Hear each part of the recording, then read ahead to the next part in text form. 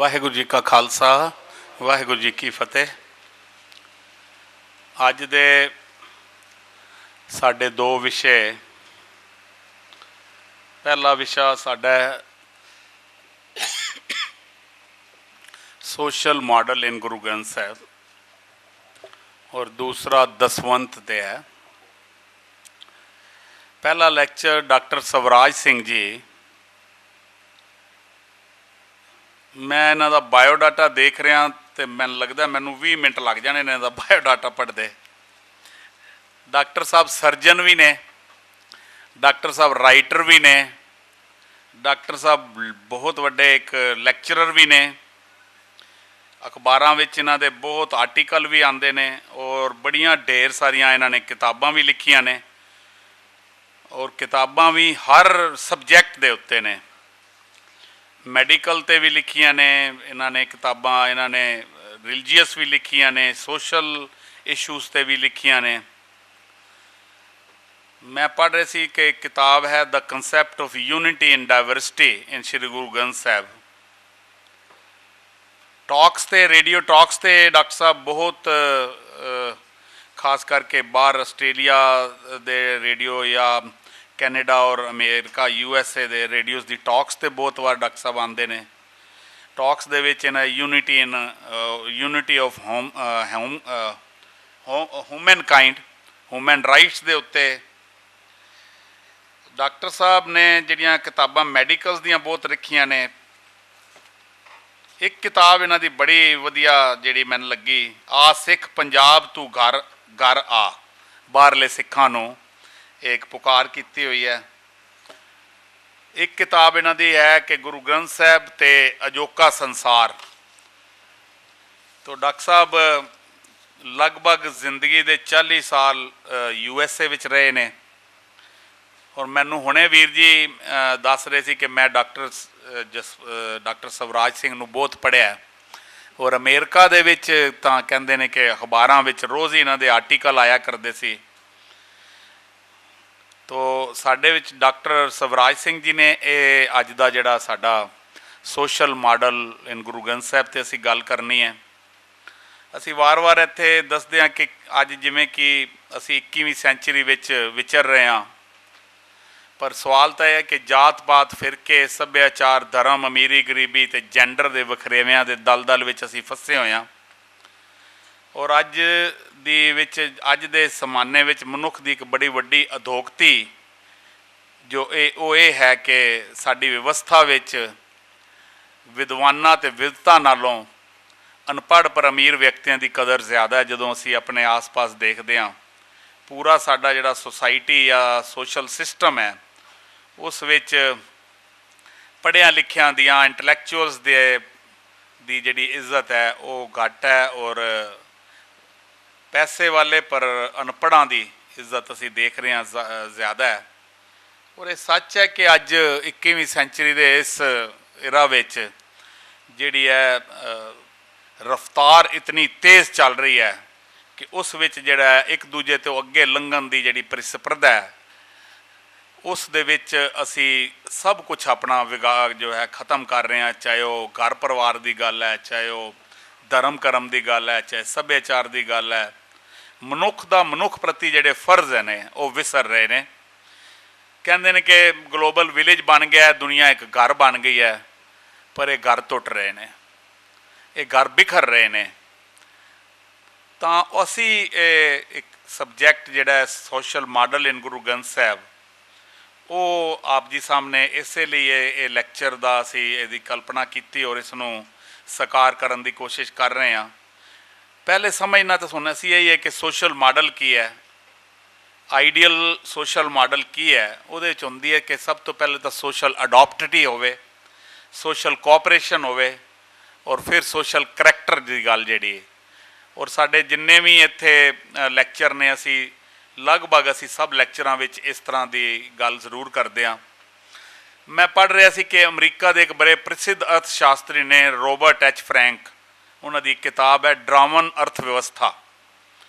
वो कह रहा है कि 65 देशों विच जिथे नाम बराबरी ते नाम बराबरी जिहड़ी है वो बहुत ज़्यादा है, ਉੱਥੇ ਵਿਕਾਸ ਘਟਿਆ ਹੈ, ਔਰ ਜਿੱਥੇ ਨਾ ਬਰਾਬਰੀ ਘੱਟ ਹੈ, ਜਿੱਥੇ ਸੋਸ਼ਲ ਮਾਡਲ ਠੀਕ ਹੈ, ਉੱਥੇ ਵਿਕਾਸ ਬਹੁਤ ਵਧਿਆ ਹੈ। ਤੋ ਅਮਰੀਕਾ ਵਿੱਚ ਜਿਹੜੀ ਮੌਜੂਦਾ ਆਮ ਅਸੀਂ ਪੜ੍ਹਦੇ ਹਾਂ ਅਖਬਾਰਾਂ 'ਚ, ਜਿਹੜੀ ਫਾਈਨੈਂਸ਼ੀਅਲ ਪ੍ਰੋਬਲਮਸ ਨੇ, ਇਕਨੋਮਿਕਸ ਉੱਥੋਂ ਦੀ ਬਹੁਤ ਥੱਲੇ ਆ ਗਈ ਹੈ, ਉਹਦਾ ਕਾਰਨ ਵੀ ਸਿਰਫ ਇਹੀ ਹੈ ਕਿ ਜਿਹੜਾ ਅਮੀਰ ਔਰ ਗਰੀਬ ਦੇ ਵਿੱਚ ਜਿਹੜਾ ਗੈਪ ਹੈ ਇਹ ਦਿਨ ਬ ਦਿਨ ਵੱਧ ਰਿਹਾ, ਅਤੇ ਵਰਲਡ ਵਿੱਚ ਜਿਹੜੀ ਗਰੀਬੀ ਅਤੇ ਕੰਗਾਲੀ ਜਿਹੜੀ ਹੈ ਉਹ ਵੱਧ ਰਹੀ ਹੈ। ਤੋ ਅੱਜ ਵਿਸ਼ਵ ਵਿੱਚ ਇਕੋਨਮੀ ਦੇ ਸਾਨੂੰ ਪਤਾ ਹੈ ਕਿ ਦੋ ਮਾਡਲ ਨੇ, ਕੈਪੀਟਲਿਜ਼ਮ, ਸੋਸ਼ਲਿਜ਼ਮ, ਔਰ ਸਾਡੇ ਸਾਰੇ ਜਿਤਨੇ ਵੀ ਮਾਡਲਸ ਨੇ ਉਹ ਸਾਰੇ ਕੈਪੀਟਲਿਜ਼ਮ ਦੇ ਅੰਡਰ ਆਏ ਹੋਏ ਨੇ, ਚਾਹੇ ਉਹ ਐਜੂਕੇਸ਼ਨ ਹੈ, ਯੂਨੀਵਰਸਿਟੀ ਹੈ, ਚਾਹੇ ਉਹ ਸਾਡੀ ਪੋਲਿਟਿਕਸ ਹੈ, ਚਾਹੇ ਉਹ ਈਵਨ ਰਿਲੀਜੀਅਸ ਜਿਹੜੇ ਸਾਡੀਆਂ ਇੰਸਟੀਟਿਊਸ਼ਨ ਨੇ ਵੀ ਕੈਪੀਟਲਿਜ਼ਮ ਦੇ ਅੰਡਰ ਆਈਆਂ, ਅਸੀਂ ਸਾਰਾ ਕੁਝ ਦੇਖ ਰਹੇ ਹਾਂ। ਤਾਂ ਫਿਰ ਇਸ ਸਾਰੇ ਸਿਸਟਮ ਦੇ ਵਿੱਚੋਂ ਕਿਵੇਂ ਨਿਕਲਿਆ ਜਾ ਸਕਦਾ ਹੈ, ਉਸ ਬਾਰੇ ਅਸੀਂ ਅੱਜ ਵਿਚਾਰ ਕਰਨੀ ਹੈ।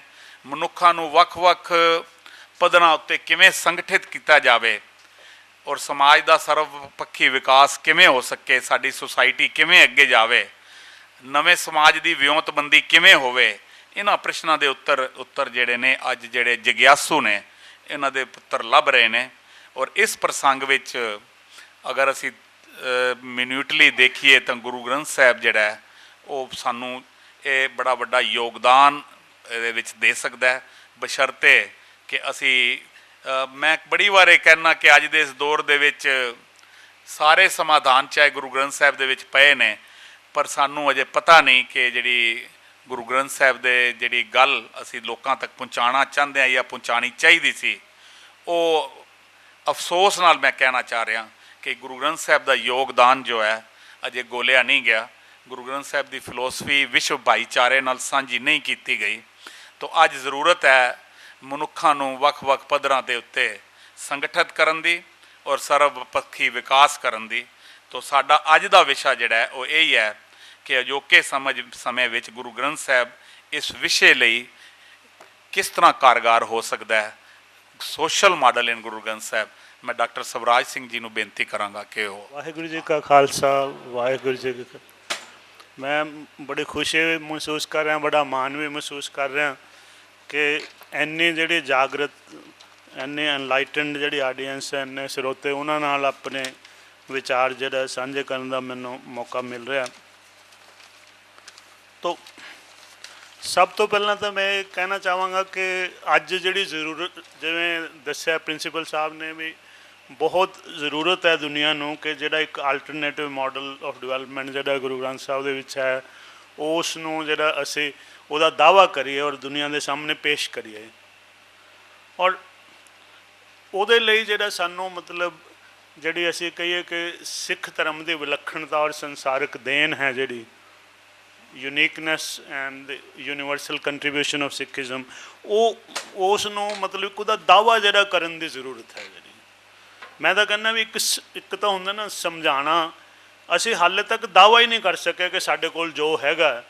ਤੋ ਹੁਣ ਮਤਲਬ ਸਮਾਂ ਇਹੋ ਜਿਹਾ ਆ ਗਿਆ ਕਿ ਜਿਵੇਂ ਪ੍ਰਿੰਸੀਪਲ ਸਾਹਿਬ ਜ਼ਿਕਰ ਕਰ ਰਹੇ ਸੀ ਕਿ ਜਿਹੜਾ ਪ੍ਰੀਵੇਲਿੰਗ ਮਾਡਲ ਹੈ ਜਿਹੜਾ ਕੈਪੀਟਲਿਜ਼ਮ ਦਾ, ਜਿਹੜਾ ਉਹ ਬਹੁਤ ਹੀ ਡੂੰਘੇ ਸੰਕਟ ਦੇ ਵਿੱਚ ਹੈ, ਡੀਪ ਕ੍ਰਾਈਸਿਸ ਦੇ ਵਿੱਚ ਹੈ।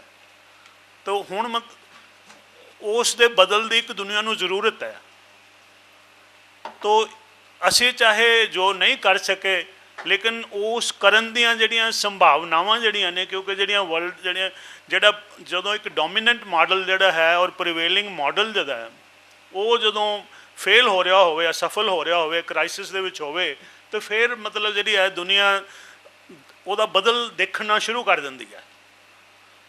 ਔਰ ਉਸ ਪੁਆਇੰਟ 'ਤੇ ਆ ਕੇ ਜਿਹੜੀ ਸਿੱਖਿਜ਼ਮ ਦੀ ਜਿਹੜੀ ਰੈਲੇਵੈਂਸ, ਸਿੱਖ ਫਿਲਾਸਫੀ ਦੀ, ਗੁਰੂ ਗ੍ਰੰਥ ਸਾਹਿਬ ਦੇ ਫਲਸਫੇ ਦੀ ਜਿਹੜੀ ਰੈਲੇਵੈਂਸ ਹੈ ਉਹ ਵੱਧ ਜਾਂਦੀ ਹੈ ਕਿ ਹੋਰ ਦੁਨੀਆ ਕੋਲ ਹੈ ਨਹੀਂ ਕੋਈ ਕਿ ਇੱਕ ਇਹੋ ਜਿਹਾ ਜਿਹੜਾ ਮਾਡਲ ਜਿਹੜਾ ਹੈ, ਜਿਹੜਾ ਅੱਜ ਦਾ ਜਿਹੜਾ ਕੈਪੀਟਲਿਸਟ ਜਿਹੜਾ ਮਾਡਲ ਹੈ, ਵੈਸਟਰਨ ਕੈਪੀਟਲਿਜ਼ਮ ਦਾ ਜਿਹੜਾ ਮਾਡਲ, ਉਹਨੂੰ ਰਿਪਲੇਸ ਕਰਨ ਦੀ ਜੇ ਕਿਸੇ ਕੋਲ ਸ਼ਕਤੀ ਹੈ, ਸਮਰੱਥਾ ਹੈ, ਤਾਂ ਸਿਰਫ ਸ੍ਰੀ ਗੁਰੂ ਗ੍ਰੰਥ ਸਾਹਿਬ ਕੋਲ ਹੈ। ਕਿਉਂਕਿ ਅੱਜ ਜੋ ਦੁਨੀਆ ਜਿਹੜੀ ਹੈ ਉਸ ਨੂੰ ਜਿਹੜਾ ਹੈ means of communication and means of transportation ਜਿਹੜੇ ਨੇ, ਆਵਾਜਾਈ ਔਰ ਸੰਚਾਰ ਦੇ ਸਾਧਨਾਂ ਨੇ ਸੱਚਮੁੱਚ ਜਿਹੜਾ ਹੈ ਇੱਕ ਇਕਾਈ ਦੇ ਵਿੱਚ ਯਾਨੀ ਗਲੋਬਲਾਈਜੇਸ਼ਨ ਦੇ ਜਾਂ ਗਲੋਬਲਾਈਜ਼ ਸੋਸਾਇਟੀ ਬਣ ਚੁੱਕੀ, ਇੱਕ ਇਕਾਈ ਬਣ ਚੁੱਕੀ ਹੈ।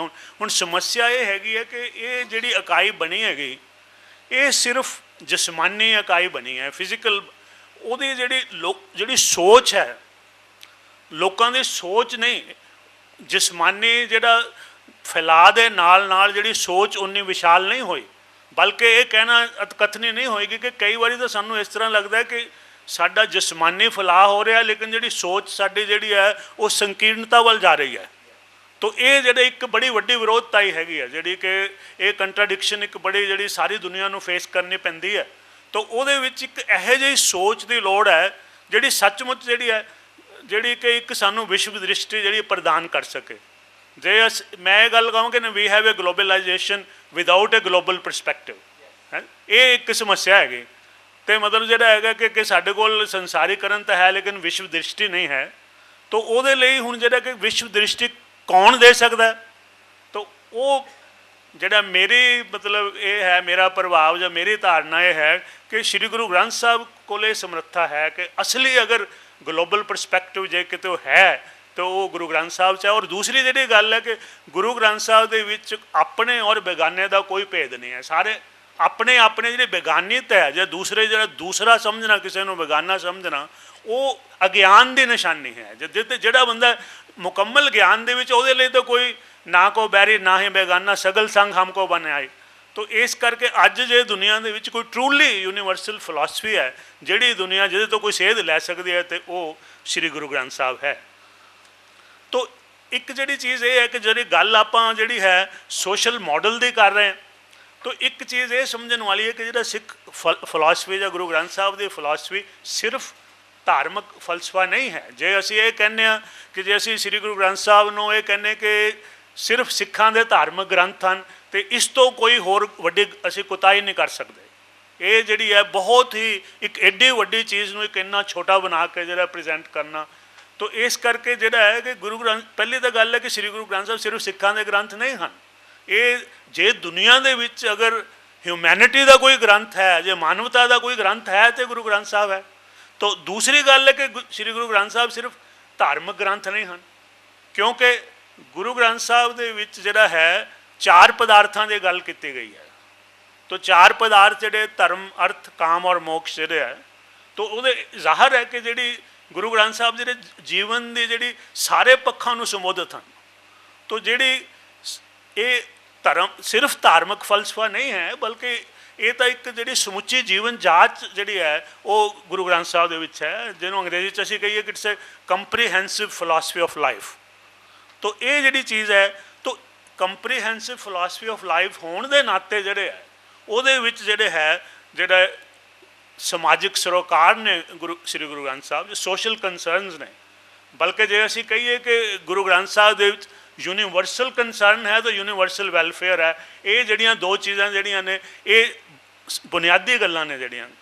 ਤੋ ਕੀ ਅਸੀਂ ਜਦ ਦੇਖਦੇ ਹਾਂ ਕਿ ਜਦ ਗੁਰੂ ਗ੍ਰੰਥ ਸਾਹਿਬ ਦੇ ਵਿੱਚ ਜਿਹੜਾ ਸਮਕਾਲੀ ਉਸ ਕੰਟੈਂਪਰੇਰੀ ਸੁਸਾਇਟੀ ਹੈ, ਜਿਹੜੀ ਵੀ ਉਹਦੇ 'ਚ ਗੁਰੂ ਸਾਹਿਬ ਨੇ ਦੇਖੀਆਂ ਜਿਹੜੀਆਂ ਵੀ ਇੰਸਟੀਟਿਊਸ਼ਨਸ ਨੇ, ਚਾਹੇ ਉਹ ਸੋਸ਼ਲ ਇੰਸਟੀਟਿਊਸ਼ਨਸ ਨੇ, ਚਾਹੇ ਉਹ ਜਿਹੜੀਆਂ ਨੇ ਮਤਲਬ ਪੋਲੀਟੀਕਲ ਇੰਸਟੀਟਿਊਸ਼ਨਸ ਨੇ, ਚਾਹੇ ਉਹ ਰਿਲੀਜੀਅਸ ਇੰਸਟੀਟਿਊਸ਼ਨਸ ਨੇ, ਉਹਨਾਂ ਦਾ ਜ਼ਬਰਦਸਤ ਜਿਹੜੀ ਉਹਨਾਂ ਨੇ ਆਲੋਚਨਾ ਕੀਤੀ ਹੈ। ਜਿੱਥੇ ਉਹਨਾਂ ਨੂੰ ਲੱਗਿਆ ਕਿ ਗਲਤ ਹੋ ਰਿਹਾ ਹੈਗਾ ਔਰ ਉਹਨਾਂ ਨੇ ਉਸ ਗਲਤ ਨੂੰ ਗਲਤ ਕਿਹਾ।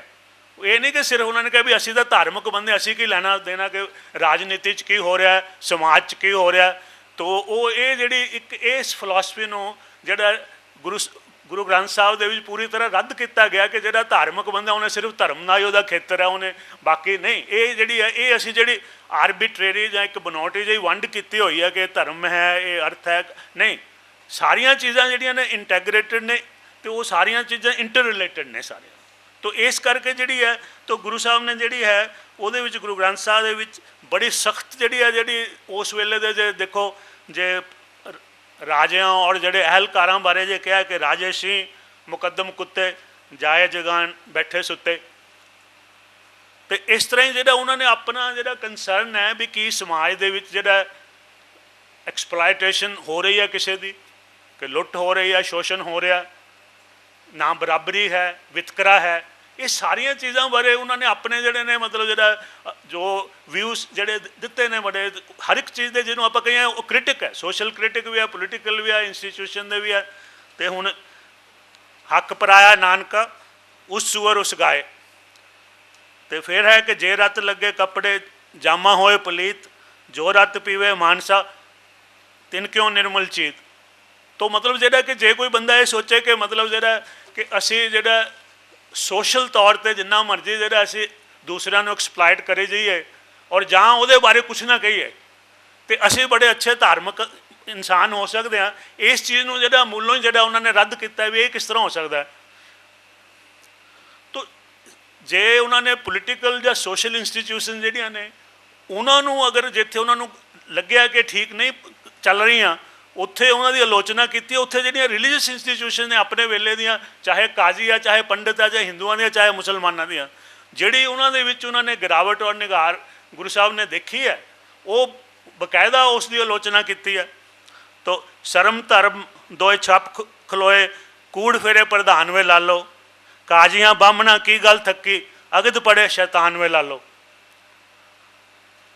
ਤੋ ਜਿਹੜੀ ਉਸ ਵੇਲੇ ਦੀ ਜਿਹੜੀ ਸਥਿਤੀ ਹੈਗੀ ਓਵਰਆਲ ਜਿਹੜੀਆਂ ਡਿਕੇਜ ਆ ਜਿਹੜੀ ਸੋਸ਼ਲ ਜਿਹੜੀਆਂ ਔਰ ਰਿਲੀਜੀਅਸ ਇੰਸਟੀਟਿਊਸ਼ਨਸ ਦੀ ਹੈ ਉਹ ਪੂਰੀ ਤਰ੍ਹਾਂ ਜਿਹੜੀ ਹੈ ਗੁਰੂ ਗ੍ਰੰਥ ਸਾਹਿਬ ਦੇ ਵਿੱਚ ਜਿਹੜੀ ਹੈ ਬਿਆਨ ਕੀਤੀ ਗਈ ਹੈ। ਕਲ ਕਾਤੇ ਰਾਜੇ ਕਸਾਈ ਧਰਮ ਪੰਖ ਕਰ ਉੱਡ ਰਿਹਾ, ਕੂੜ ਅਮਾਵਸ ਸੱਚ ਚੰਦਰਮਾ ਦਿਸੇ ਨਹੀਂ ਕਹਿ ਚੜਿਆ।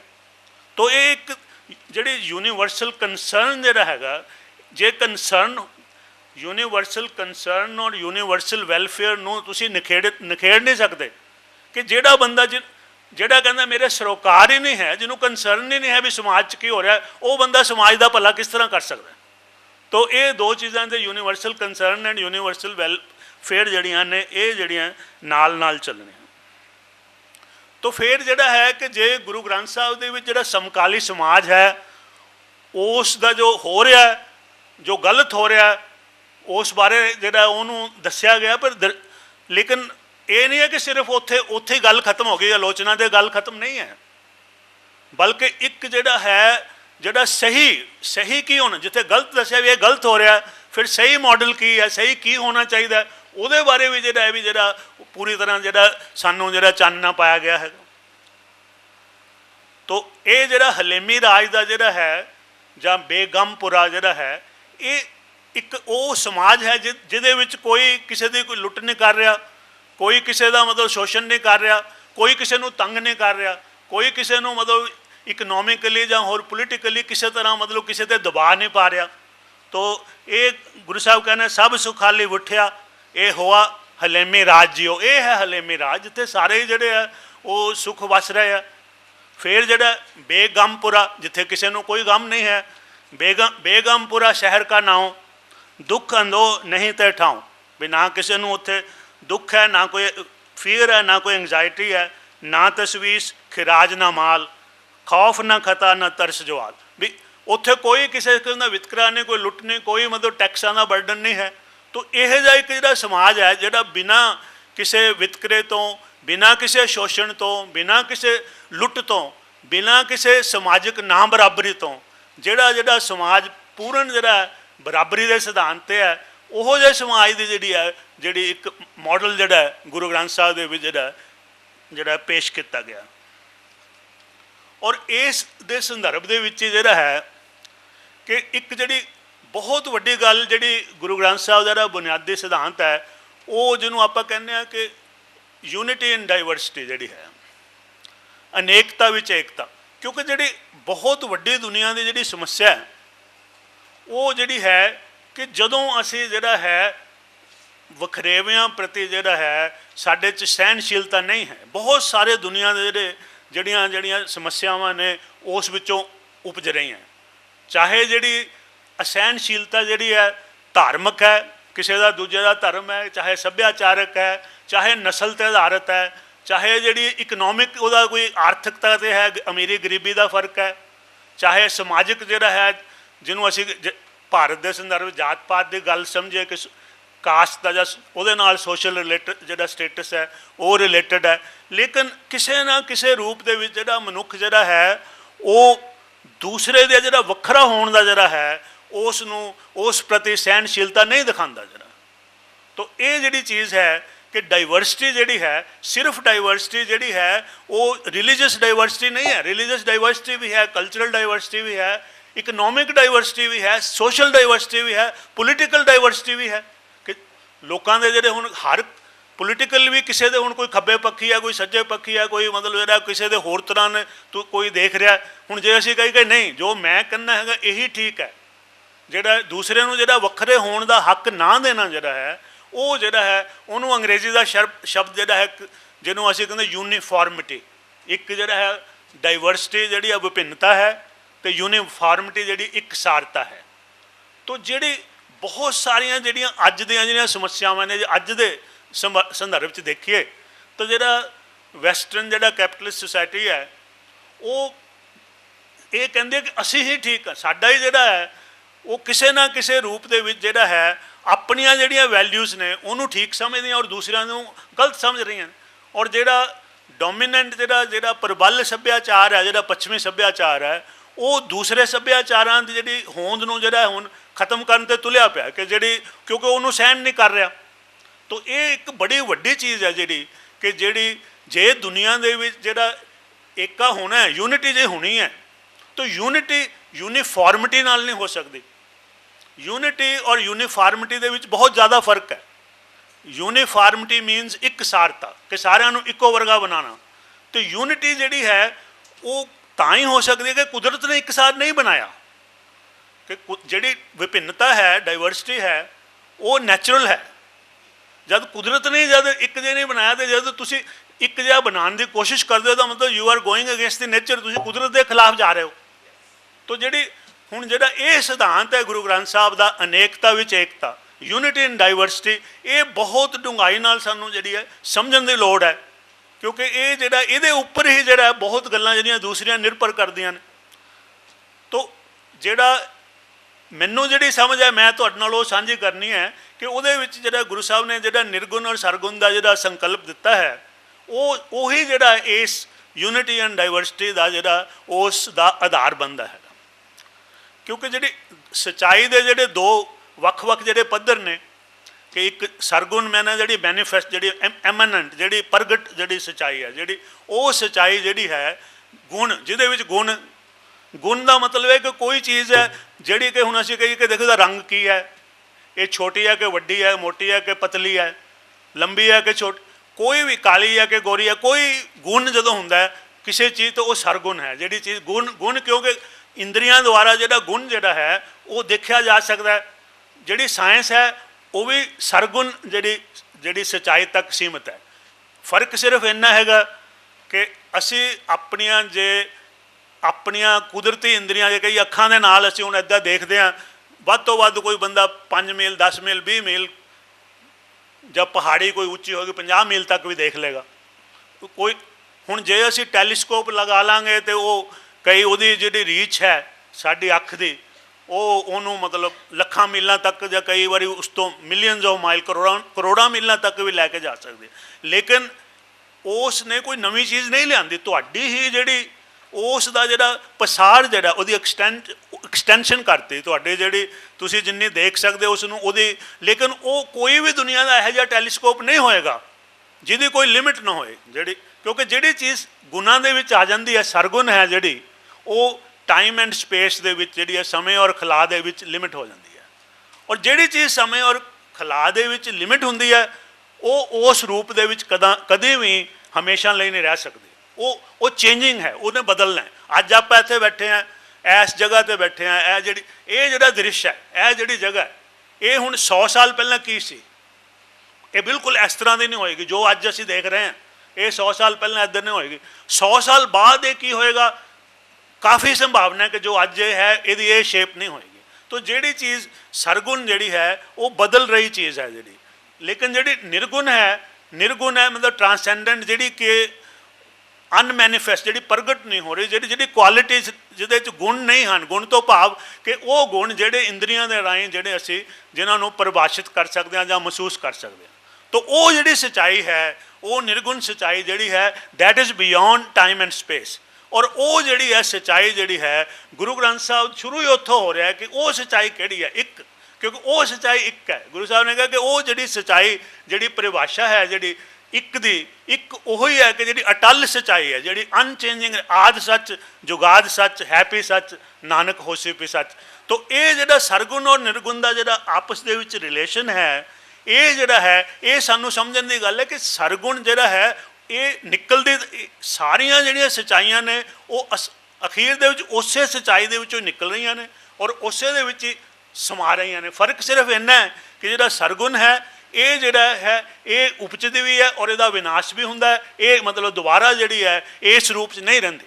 ਤੋ ਲੇਕਿਨ ਇਹ ਜਿਹੜਾ ਹੈ ਇਸ ਚੀਜ਼ ਗੁਰਬਾਣੀ ਦੇ ਵਿੱਚ ਬੜੀ, ਗੁਰੂ ਗ੍ਰੰਥ ਸਾਹਿਬ ਦੇ ਵਿੱਚ ਕਲੀਅਰਲੀ ਸਮਝਾਇਆ ਗਿਆ ਕਿ ਇਹ ਦੋ ਵੱਖ-ਵੱਖ ਸੱਚਾਈਆਂ ਨਹੀਂ ਹਨ, ਇੱਕੋ ਸੱਚਾਈ ਦੇ ਜਿਹੜੇ ਦੋ ਰੂਪ ਹਨ। ਅਸਲੀ ਸੱਚਾਈ ਇੱਕ ਹੀ ਹੈ ਕਿ ਇੱਕ ਜਿਹੜੀ ਹੈ ਤਾਂ ਇਹ ਹੈ ਜਿਹੜਾ ਯੂਨਿਟੀ ਡਾਈਵਰਸਿਟੀ ਦਾ, ਜਿਹੜਾ ਅਨੇਕਤਾ ਵਿੱਚ ਏਕਤਾ ਦਾ ਜਿਹੜਾ ਸਿਧਾਂਤ ਹੈ। ਤਾਂ ਉਹ ਗੁਰੂ ਸਾਹਿਬ ਨੇ ਕਿਹਾ ਨਿਰਗੁਣ ਸਰਗੁਣ ਆਪੇ ਸੋਈ, ਤਤ ਪਛਾਣੇ ਸੋ ਪੰਡਤ ਹੋਈ। ਜਿਹੜਾ ਬੰਦਾ ਇਸ ਚੀਜ਼ ਨੂੰ ਸਮਝ ਲੈਂਦਾ ਕਿ ਨਿਰਗੁਣ ਔਰ ਸਰਗੁਣ ਦੇ ਦੋ ਵੱਖ-ਵੱਖ ਸੱਚਾਈਆਂ ਨਹੀਂ, ਕਿਉਂਕਿ ਜੇ ਵੱਖ-ਵੱਖ ਮੰਨ ਲਈਏ ਤਾਂ ਫਿਰ ਇਹ ਮਤਲਬ ਦੂਜ ਹੋ ਗਈ, ਫਿਰ ਤਾਂ ਡਿਊਅਲਿਜ਼ਮ ਹੋ ਗਿਆ, ਪੈਰਲਲਿਜ਼ਮ ਹੋ ਗਿਆ। ਸੱਚਾਈ ਤਾਂ ਇੱਕ ਹੀ ਹੈ, ਉਹਦੇ ਰੂਪ ਜਿਹੜੇ ਹੈ ਉਹ ਦੋ ਨੇ। ਮਤਲਬ ਜਿਹੜੇ ਇਹ ਜਿਹੜਾ ਬੰਦਾ ਇਹ ਸਮਝ ਲਏਗਾ ਉਹ ਗੁਰੂ ਗ੍ਰੰਥ ਸਾਹਿਬ ਦੇ ਉਹ ਪੰਡਤ, ਉਹ ਸਿਆਣਾ ਬੰਦਾ ਹੈ ਜਿਸ ਨੇ ਇਸ ਤੱਤ ਨੂੰ ਸਮਝ ਲਿਆ।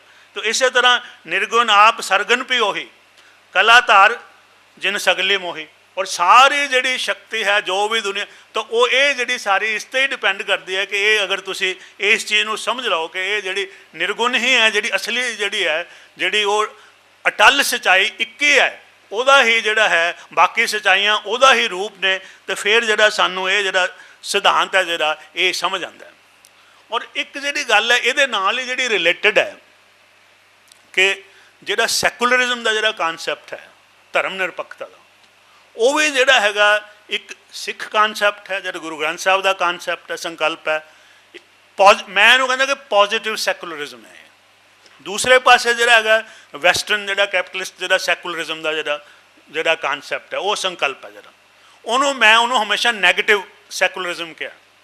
ਕਿਉਂ ਕਿ ਜਿਹੜਾ ਗੁਰੂ ਗ੍ਰੰਥ ਸਾਹਿਬ ਦਾ ਜਿਹੜਾ ਸੈਕੂਲਰਿਜ਼ਮ ਹੈ ਉਹ ਦੂਸਰਿਆਂ ਧਰਮਾਂ ਦੇ ਸਤਿਕਾਰ ਦੇ ਉੱਪਰ ਆਧਾਰਿਤ ਹੈ।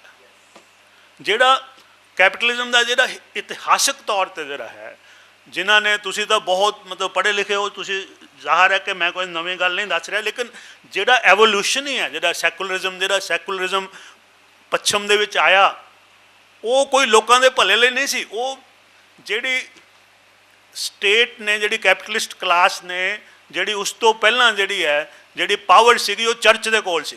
ਯੂਰਪ ਦੇ ਵਿੱਚ ਜਿਹੜੀ ਕ੍ਰਿਸਚੈਨਿਟੀ, ਜਿਹੜਾ ਚਰਚ ਜਿਹੜਾ ਹੈ ਉਹਦੇ ਕੋਲ ਉਹ ਪਾਵਰ ਸ਼ਕਤੀ ਦਾ ਕੇਂਦਰ ਸੀਗਾ। ਉਸ ਤੋਂ ਜਿਹੜਾ ਸ਼ਕਤੀ ਖੋਹਣ ਲਈ ਜਿਹੜਾ ਹੈ ਉਹ ਉਹਨਾਂ ਨੇ ਸੈਕੂਲਰਿਜ਼ਮ ਦਾ ਮਤਲਬ ਜਿਹੜਾ ਹੈ ਨਾਅਰਾ ਦੇ ਦਿੱਤਾ।